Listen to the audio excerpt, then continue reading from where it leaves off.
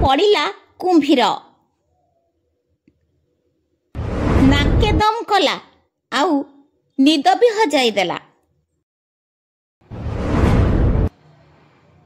लोके पोखरी को जीवाकू भूली जाइथिले आउ डरुथिले। प्रशासन सह लुचकाली खेलुथिला बौला कुंभीर। हेले आउ बेसी दिन चलिलानी एही लुचकाली खेल।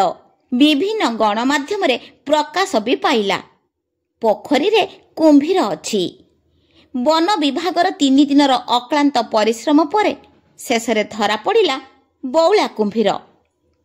हाँ आज्ञा, मालकानगिरी जिला कालीमेला ब्लॉक MVP 83 पोखरी रे केउठू एक कुंभीर बाट भूली आसी जाइथिला।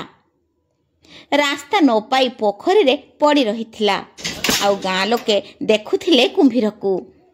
भୟରେ पोखरी जीवा बंद भी करदेले।